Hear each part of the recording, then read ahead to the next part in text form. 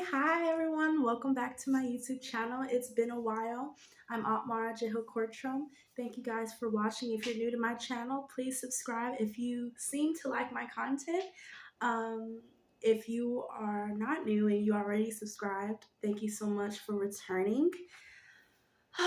So today I'm going to be doing a recap of my podcast, my new episode that I recently uploaded today. I'll basically be going over the same information, same details, just a more videoed version. Yeah, this is going to be the video version, and I'm going to talk about just a little more in depth with certain things just for a little bit, and then I may go on to I think I'm gonna just keep this video separate. So yeah, I'm probably gonna start doing this for now on, is making YouTube videos after I make my podcast. I know I said this a couple months ago, but I've had so many things happen back to back, so I just haven't had the time. Well, I've had the time, but mentally, emotionally, stuff like that, it's just been really rough, with my father passing and just getting in the motion of everything again, just basically getting back at life, so it's been pretty challenging, but I've still managed to do some research and some soul searching and compare and contrast some things and just come up with my own ways of dealing with things that I've had to deal with in the past. I also will be taking breaks in between drinking water, so just don't mind me. I probably should take the tag off of this. So I know someone said that it's not good to have like name brand water in your videos unless you're being sponsored or something. So I don't really know about that, but just to save any trouble. So yeah, so I just want to let you guys know what this video will be about. It's basically a recap video of my podcast, sexual childhood abuse and sexual trauma. That goes for sexual abuse as an adult, sexual abuse as a child, as a teenager, even instances where things happen where you may be an adult or a teenager already, but you've been sexually abused, or you've gotten into a situation where you were either trafficked or you were forced to do something sexual, So it's not just specifically for childhood trauma, but I am targeting mainly those people only for the fact because it's not talked about it's not talked about enough because of suppressed memories and different beliefs. I'm sorry, guys. Let me turn my other phone down. But yeah, so I want to give everyone a chance to have a safe space, basically, somewhere they can feel like someone's there to hold their hand. I know there's a lot of times where we don't need people coddling us and holding our hands, but I feel like in these types of situations, a lot of people do need that, and I'm here for that. Like I said, this is my own personal healing journey first and foremost, but you guys are more than welcome to join me to heal. So that being said, I'm going to get right into it.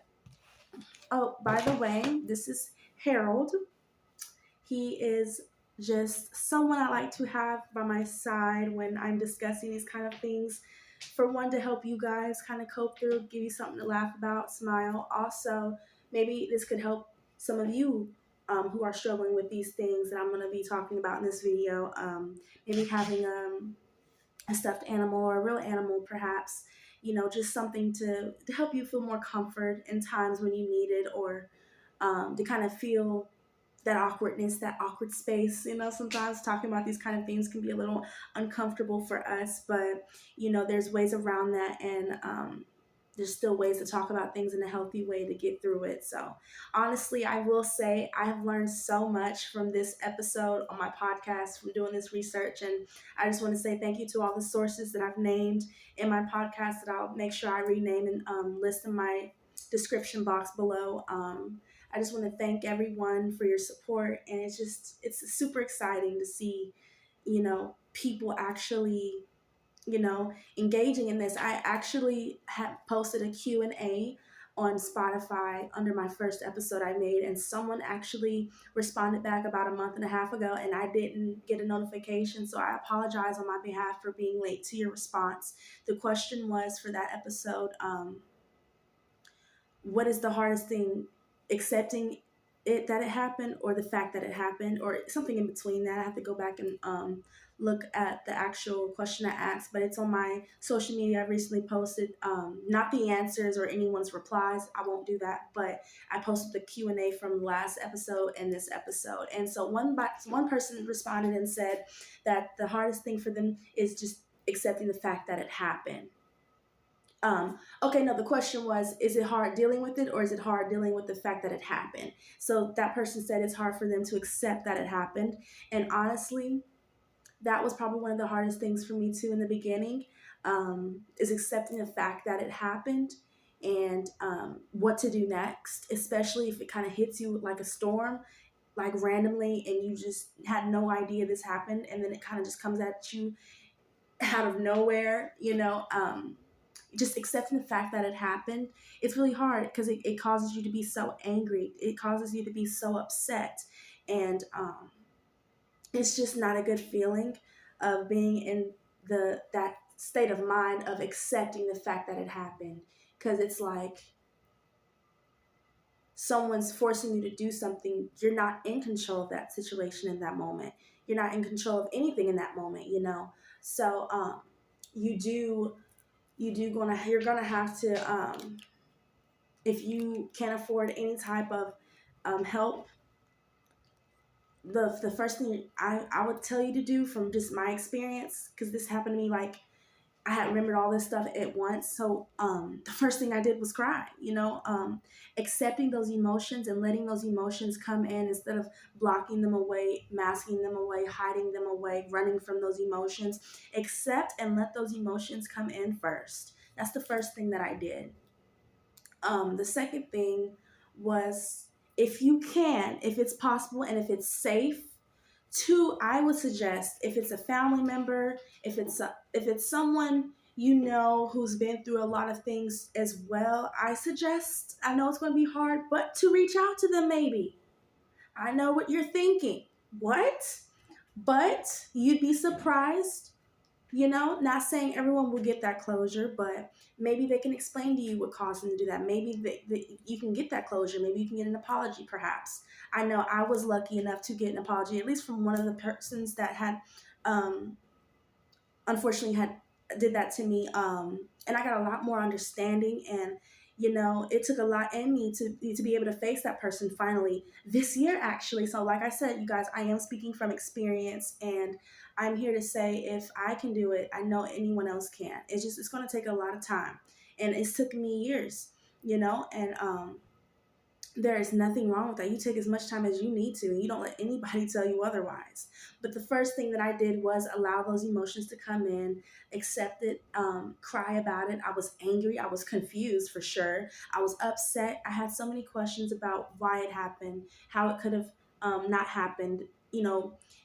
At one point I was placing the blame on just everyone and anything, because I was just so upset. And so I'll probably get into another video getting into this more, but I will be acknowledging the comments I get back on those questions on my videos when I'm basically recapping over my podcast on this YouTube channel. So stay tuned for, answers or any of my personal feedback that I'll give you guys based off of what you guys text me or email me on Spotify or anything like that. So that being said, oh yeah, and for today's question, it was, what did you learn interesting from the information I'm about to be giving you guys? So like I said, let's just get into it. I've been talking for like 10 minutes now. I just had to make sure, I don't want anyone to feel like they're being ignored. They're not being ignored. I will get back with you guys as soon as I can. I really wasn't expecting any feedback. I really wasn't expecting really anyone to really watch or listen to this stuff. So it's actually quite shocking, and that's why I've been taking more time out to make sure I get this right for you guys. So I'll be looking at my composition notebook and just going through everything. If you guys hear noises, it's the people around me, the neighbors, and I think they're doing maintenance and stuff like that. So I don't know what's going on out there. But yeah, I'll just be looking back and forth. So if you're wondering what I'm looking at, I'm looking at my composition notebook. And all right, so podcast. Today's topic, broken being. And now that I'm actually making a video, I can kind of take my time. And so the reason why I named it Broken Being, it was actually originally going to be Broken Women. But something told me, I said, as I'm doing my research, I was probably on the next page. I was on my I was on my third page of just brainstorming, and this is when I was getting off to charting and all of that stuff, and I'm gonna be getting into shortly with you all. But as I was doing my research, I decided that I wanted to be Broken Women. And then as I'm doing my research, I'm looking at statistics and I'm comparing and contrasting different stuff like that. And I realized that there's men that was in the research that I was reading. They were talking about men and boys. And I noticed that I really didn't mention much about men or anything like that. And men, boys, teenage boys, adolescent boys, young adult boys, men even, they all go through sexual abuse. Some go through childhood abuse or sexual assault, as well as women. It's not just women, it's not just children, it's men as well. And I don't think we as a society give enough, you know, um, attention to the men aspect of this. So that's why I changed it from Broken Women to Broken Beings, even though ultimately we're not broken, but I wanted it to show how depth and how deep it is, and how, so a lot of us are walking around with this pain in our hearts and we feel broken, and so I put Broken Beings for just, a minority of us who are dealing with these things and who are just really lost and confused. So that's why it's called Broken Beings, and it's traumatized. Beside it, traumatized, I go into what this means. A person who has a lasting shock caused from an emotional or disturbing experience / physical injury. Um, Basically, that lasting shock, I'm gonna go in detail in order. I don't want to get off track. I'm getting kind of excited. It's not exciting talking about these things, but I'm passionate about this, and I don't know where this passion's coming from. I got other passions, but like I said, a lasting shock is caused from an emotional, disturbing experience or physical injury. Um, my source was dictionary.com plus personal experiences. So, what does this have to do with Broken Beings? You may be wondering. Well, first, let me say that I will be focusing on the sexual abuse slash influences of the aspect of this category as far as abuse goes, and what kind of abuse, what kind of trauma. I will be discussing in this category only sexual abuse aspect of it, but there's multitudes of different aspects of each thing I'm naming, and it gets deeper and deeper and deeper and deeper and deeper. Um, so yeah, and like I said, this goes for men, women, to become what caused them to be this broken being, this broken person. Why do you feel like you're a broken man? Why do you feel like you're a broken woman? Maybe you're a parent who's dealing with a child or a teenager who just recently went through something like this, and you're wondering why are they acting so isolated, or maybe you're experiencing them having different emotions and reactions to things you've never had them deal with before this post-traumatic event has happened to them. So I just want to help you guys kind of try to have a better understanding of um, everyone's mindsets, and what kind of cause these, actions, emotions, stuff like that. You know, um, you being this broken being, or them being that broken being, is caused from this lasting shock, which is due to trauma, which ultimately means from that comes the emotional part, which is also could go into your physical. You could be depressed so bad, from the emotional part, you stop working out, you stop eating right, or you might not eat at all. That goes into the physical. What I mean by mentally, like I said, different emotions. Sometimes people start coming up with different disorders they may have, and then actually go get seen and find out they really do have those disorders, all due to this lasting shock, because their brain is constantly stuck in that moment, and their brain doesn't have the ability to fully grip and understand what happened and how to deal with it after, because it's excuse me, those emotions that you're going through at that moment, it's just so much for that person, especially a child. It can be very overwhelming for them to comprehend what happened and why it happened and why they're feeling the way they do now after. Um, yeah, so, and then spiritually disturbing experiences as well, right? So what I mean by spiritual, yeah, some of you may be wondering, why did I mention spiritual? Because a lot of times people who were sexually assaulted, situations like parties, frat parties, hangouts, walking by themselves, got snatched up, just random different stuff like that. A lot of times they were trusting in a specific belief or practice or religion or just a mindset or a lifestyle that they believed was right and was safe and protecting for them. And all that was kind of diminished once that event happened to them, and it made them question their reality, their beliefs, if what they're believing in is right, if it's caused from bad luck, is it payback from whatever you believe in, you worship. And like I said, I've done detailed research in each of these things, and so um, for an example with spiritual, a lot of people may not know what I mean by spiritual. So an example could be, say for instance, you believe in Jesus Christ and God, and something happened to you, and then you caught something or you got pregnant, and now you're dealing with wanting an aborted, or dealing with that forever, or you're maybe possibly stuck with an STD that you can't get rid of from this situation, so now you're angry at God.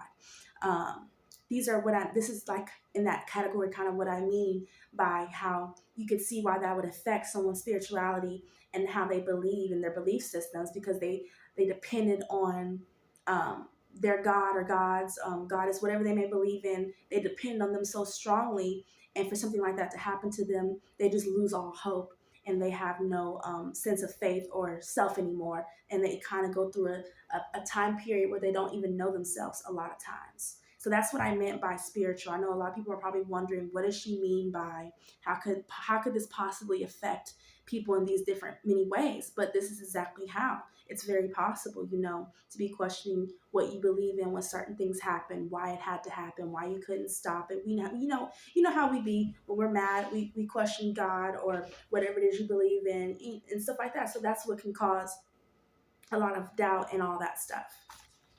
Yes, so let's get into it. So that's what I said at the bottom. So broken beings, acute stress disorder, aka this lasting shock. So lasting shock, the actual term for lasting shock is acute stress disorder. Now, this lasting shock is basically just your body in constant defense mode. Your body now is constantly in defense mode, or is constantly in response to that particular emotion or group of emotions that you or a person you may know experienced during that post trauma. Now, what this means is that lasting shock, basically your mind replaying over and over again. Kind of, if it helps you remember what lasting shock means, think of PTSD, and how sometimes when something happens and it replays in your head and mind like a movie or a show over and over and over again. That's kind of how your brain and body is on lasting shock. If that kind of helps you guys, I hope it does. So your body is constantly in defense mode, or is constantly in response to those emotions. Rather, you might have been fearful when you were getting abused or assaulted. You may have been scared. You might have been pissed because you're strong. You know that you're better than this, but you were under the influence and they overpowered you, maybe because there was more than one. So you feel less than, or you feel maybe demasculated, or maybe you just, some of us may not even feel woman enough to protect ourselves or to protect our children when these things happen. And so because of this, the brain is unable to fully take in the traumatic event, the trauma. So your brain can't sit here and take in what just happened 5 minutes ago, because for one, it probably happened just, you weren't expecting it. And 9 times out of 10, you're dealing with more than one or two emotions when you're being abused in any kind of way or attacked in any kind of way. It's fight or flight mode. You're going to be upset, scared, nervous, mad, irritated, feeling lack of no control. You're going to be feeling all kinds of emotions. So, especially as a child, it's really hard for them to deal with all these at once. Okay. Yeah. So, therefore, the mind and body freeze or dissociates in order to protect the psyche. So dissociate means, if it helps you guys, kind of help you understand better what dissociate means, think of identity disorder or personality disorder. Now, I was told from someone who actually has both of these that they said that these are two different things. I haven't done my research on these particular two things yet, dissociate disorder and personality disorder, but I do know that these two things can be caused from especially sexual abuse, because your brain will take you somewhere else. So that's what dissociate means. Your brain will take you somewhere else. You may go to a daydream. You may pass out. You may think of something happy and go to your happy place mentally, while this, especially if it's in a reoccurring thing, if it happened as a child and you were constantly being abused, then your brain will at one point or some point most definitely separate itself from that moment that is actually happening to help calm you down, for you not to die, for you not to pass out or to kill someone. It's just, that's your brain's way of dealing with all these things. So that's what dissociate means, if some of you guys were wondering. It basically just separates you from what's going on mentally.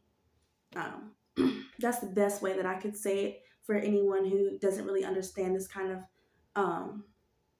and I'm not trying to be funny, but there's people who really don't understand these kind of breakdowns and like certain words. So that's why I'm taking my time to really make sure I explain in detail what everything means, because everyone deserves a chance to heal. Okay, and so my source from everything about the acute disorder all the way down to dissociated psyche, my source is from an online article stated by Dr. Burwell. Also,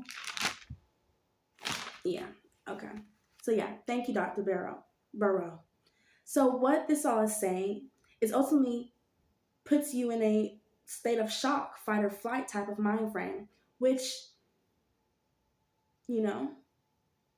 like I said, that's what this means. So basically, from this dissociating, your body freezing or dissociating, caused from this lasting shock, which is trauma, you're basically constantly in fight or flight mode. You for one, you're in a state of shock. You're overwhelmed with all these emotions and the event that happened. On top of that, your fight or flight instincts don't know whether to go overboard or not. So you're just constantly on go from that moment forward until you fully get some type of therapy or healing or self-evaluation, to have a better understanding and to help your brain comprehend the events that's happened to you.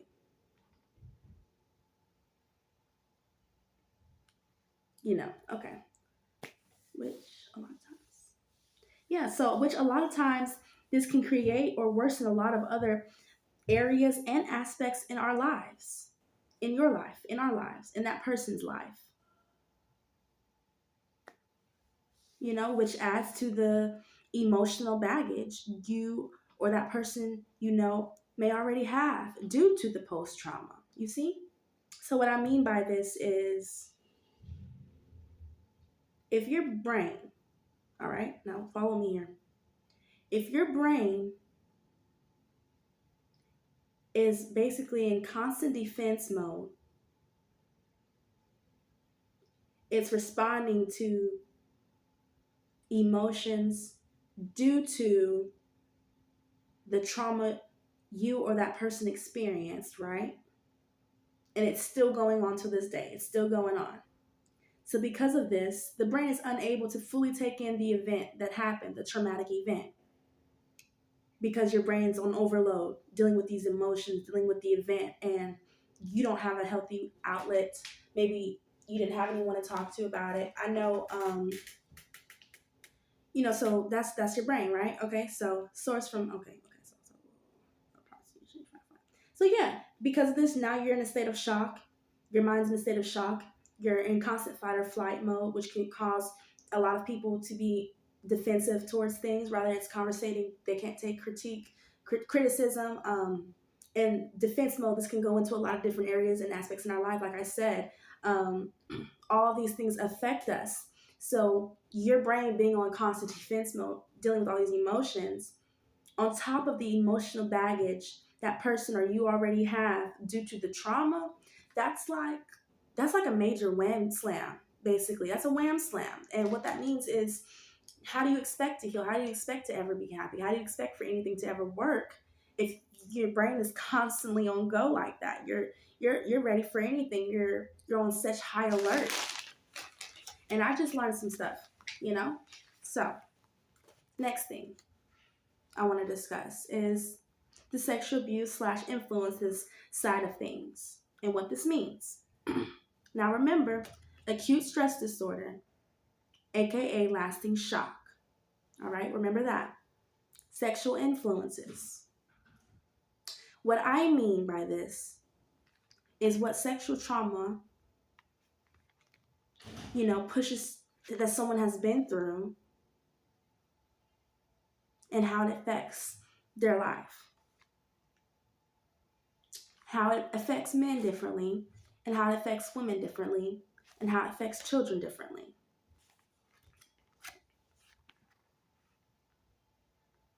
Now, before I get into the men and women, I want to say something for the children, not for actual children, but just to give you guys some information about sexual abuse and how it affects the child, especially if you're dealing with a child who's been sexually abused, or if they're going through that and you're trying to have an understanding of why they're acting the way they are, or why they are the way they are. Maybe this can kind of help you guys have a better understanding. Also, as a Black community, can we please stop telling the Black little girls and boys that they're fast, that they're too grown? Because a lot of times, if you see this kind of behavior, that could possibly be a sign of abuse. Now, when a child suffers sexual abuse, sexual arousal becomes activated prematurely. So, them being turned on and experiencing those emotions of what horny feels like and sexuality and all that stuff, they're being introduced to that at whatever age that they've been abused. And that's turned on and it's never turned off. You can never go back. You can never turn that off. That's what that meant. And it impacts survivors' senses of self. They don't know what's right or wrong. They're thinking that's okay. So now they're hanging out with friends, little kids and stuff, and they're thinking everybody's supposed to be hugging and kissing and touching, possibly. There's things we got to pay attention to.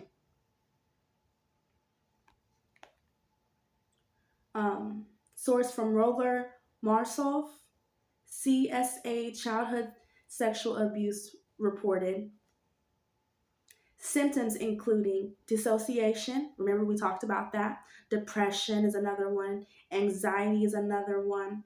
Eating disorders, I didn't know that. I've struggled with that in my life at one point, and I didn't know that could have possibly had anything to do with what I've been through traumatically. And I just, like I said, I'm learning something new like you all are. Eating disorders, self-harm, relationship difficulties, regardless if it's a relationship romantically or friendship-wise, maybe even family member-wise. A lot of people who've been abused and who hasn't dealt with it the healthy way have a hard time maintaining and dealing with normal or typical healthy relationships, regardless if it's a work relationship, with your job, family relationships, friendships, relationships, romantic relationships. This goes into each category. Difficulties, relationship difficulties, addictive / compulsive patterns of behavior, and that can go for drugs, over exercising. It can go for over shopping, overspending, feeling the need of control and all that stuff. And those are just a couple of major emotions and impacts that this has on a child. And that child starts to go through all these different things, if not all of them, some of them, due to that abuse that they suffer from, because now they're activated prematurely forever, and their aroused senses is on forever, and they're just children. So yeah, and this was by Cassandra, Rustvold, and Aron. Thank you guys so much for your research. I have no idea who you are, but super grateful for this information to be out nowadays so we can really learn and grow from these things that we've been through and to help others. So I'm so grateful. I'm so thankful. Okay. This is why the brain neural networks of the child's brain that associate sex can later on in life feel sex to them means secrecy, because you have to keep hush when being abused, a lot of times the perpetrator tells them to be quiet or to hush and not to talk about it. So they associate sex with secrecy. Possibly they associate sex with fear, power, shame, confusion, and or even pain. So when a child thinks of relationships or sex, they can feel confused, weird, uncomfortable. I know when I used to look at people my age in school dating, having boyfriends, I used to be so confused about how they would maintain that relationship. Like there's people really in third, fourth grade, taking their boyfriend, girlfriends home, holidays, taking pictures. My brain, I couldn't wrap around it at the time. I don't know if that has anything to do with that or if it's just because I was raised differently. But the confusion part, I know I grew up pretty confused when it came to my opinion on relationships and stuff like that for the longest. And also, a lot of things they don't mention is it can also, because of sexual abuse, it can also rise the promiscuity in an individual. So that man or woman may be hyperactive in sex and overly sexually active. A lot of times due to that abuse that they were introduced to at a young age. Because remember, when you're suffering from childhood abuse, um, that sexual arousal becomes activated prematurely forever. So that can impact why that could be the reason why that child's acting fast, too grown. So these are things that we need to like start paying attention to because it's very important. Now, the next thing I want to get into is my graph chart. It's my circle. Uh-oh. It's my circle graph. And I haven't made one of these, I guess, since, I don't know, maybe 11th or 12th grade. But I wanted to make a chart for you guys just to see the difference between men and women and what we go through as far as sexual abuse and what common grounds we share. Because, like I said, we don't talk about men enough. We don't talk about the abuse that they endure as well sexually. I'm not even talking about in other categories of abuse. So 43 to 78 reports in the US, and that's just reported. What about the ones that's not being reported? 1 out of 4 men or boys in your school or men in general have been abused or is being abused or assaulted in some way sexually. Another bullet for men. Men may struggle with sexual identity, feeling less of a man or a form of demasculization. So demasculization meaning a man's supposed to be masculine. So sometimes, a lot of times when men are assaulted or when little boys are sexually abused, it takes away their self of identity. It takes away that manhood that they were supposed to have. It just takes away them. It just makes them not know themselves. I don't really know how to explain it. I'm not a man. I would really like to have a male talk about this one day who's been through something like this, who could explain it in more detail. I know some men who's been abused and who's talked about it, but their lifestyles and stuff is just not really healthy. So I wouldn't want to have them talk about anything if they've not fully tried to work on this or have healed from it. So another thing men struggle with is often a lot of guys don't seek help, legal or mental help. So a lot of times they're fearful to get counseling or to go to the police. A lot of times it's fear due to being portrayed as homosexual. That's one of the first main reasons why a lot of men don't seek help at all, regardless if it's mental or legal, because of the fear of being portrayed less of a man. Like I said, demasculized. For women, 81% of women in the US has been sexually abused or is being. Isn't that unbelievable? That's unbelievable. It's just as close as 78 to the men, if you ask me. So I feel like they should both be discussed equally. Anyway, 1 out of 5 women has been abused or assaulted or is being assaulted or sexually abused. Some emotions that us women go through a lot more oftentimes than men, but they still go through them as well, is low self-esteem/worth, more prone to PTSD, open themselves up a lot more times, prone to harm, um, often more likely to be a sex trafficked victim, And the list goes on for us women because we're very vulnerable and emotional, and a lot of times we go looking for things outside of ourselves, and it can really cause detrimental harm to us ultimately, especially if you grew up from being abused as a child up to an adult, and then it's happened again and again, or for some of us and stuff like that, because of situations we've been put ourselves in, not thinking. We're just prone to that, that fight or flight instinct. Sometimes, although it's on, most of the time because of this lasting shock, unfortunately, it doesn't sometimes stop us from indulging in these other emotional illnesses that we're experiencing from this emotional baggage that we're dealing with. And so it drives us basically to do anything that we want to do. So some of the things that we share common ground on for us men and women is yearning for acceptance or validation seeking. Like I said, looking outside of ourselves. And on my podcast, I go deeper into what that means. But yearning for acceptance, validation seeking, PTSD, self urges. Now, okay, so what I mean by self urges is a lot of people who's been abused sexually, they a lot of times have urges to harm other people, to harm other women or men or boys or kids. Some may struggle with maybe nothing sexual, but maybe they have an urge to stalk people or sexually harass people because of what they've been through. The list can kind of go on, but I just want to name some things that both men and women can struggle with who's been abused. Um, Sexual struggling with identity, sexuality struggling, yeah, identity, insecure in different areas. Um, Maybe the perpetrator called you ugly or fat or made you feel less than of your size or whatever the case may be, that can cause that person to grow up very insecure or to just be insecure after that moment happened. Fearful, we all deal with fear. Shame, regardless if it's fear of telling or the shame of keeping it a secret or both, all of the above, it's still common emotions that